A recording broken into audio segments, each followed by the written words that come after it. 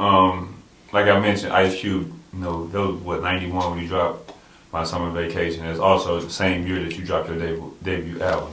Right. Yeah. You know, a lot of people don't give you the credit as being like the first major artist, rap artist anyway, that was signed in the city. You know, a lot of people that seem to, you know, highlight Nelly, you know, as their artist. Right.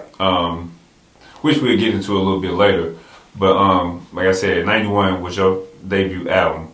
What was it about Mercury Records that made them, well, like, what was it that made them choose you? Well, I kind of ask myself that question to this day. Right. You know, well, I was signed to PWL Mercury. That was a company that was distributed through Mercury Polygram. So I got signed to PWL, but I would do promotions like with PM Don and Tam Tam, Black Sheep, you know, because they were Mercury artists. So they would put me on their roster, you know, because that, I guess PWL was under them.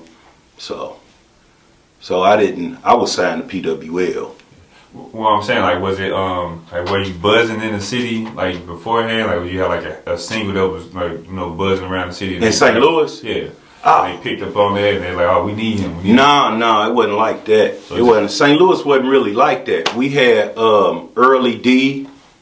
He was kind of buzzing. He had nice buzz in St. Louis. And for as a rap artist, I think Early D. That's all I can remember. No disrespect if I'm forgetting somebody right now. Yes. But that ain't the route I took. I pretty much I had to ask myself when we were doing show, because I was in a group called DSK, and I had to ask myself when we were doing shows, it just dawned on me, like, we doing these shows, but is Russell Simmons gonna be there? You know, because I ain't the type of person that just like to do things just to be doing them. I want to have a purpose, you know what I mean? And I'd be like, is Russell Simmons there? Is Run DMC gonna be there? Well, what are we doing it for? You know? So I kind of fell back from all them type of activities and start working on trying to figure out how can I get to these people, you know? Gotcha. Like you said, during that time, St. Louis didn't really have like a hip hop scene outside, like you said, Early D. You say Early D. They had a hip hop scene, but it wasn't mainstream in a sense. Right, it wasn't mainstream. We were in a sense either, because I guess, like you said, with you being the first artist at the time who hit that level, basically, like you said, a pioneer of that, the hip hop scene in St. Louis. Well, we had Dr. Jockenstein. He's the one who brought it to town. Gotcha. Brought hip hop to town was Dr. Jockenstein, because he was affiliated with Sugar Hill Records. Are you familiar with them? And he knew the owner of Sugar Hill Records, and while Sugar Hill was doing their thing, because hip hop was still new, you know, and they were connected with Jockenstein, and he always got the new music.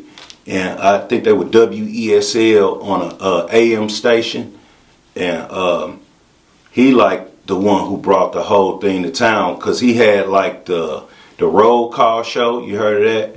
Where everybody would call in and start rapping. I ain't really heard about it, but just kind of doing my research, that was the first radio station in the country that played, like you said, Sugar Hill Records. Yeah. So it's like St. Louis is like a pioneer to hip hop itself, you know, with people like Dr. Jockenstein, and they don't even talk about him enough in hip hop period, not just St. Louis, you know what I mean? Gotcha.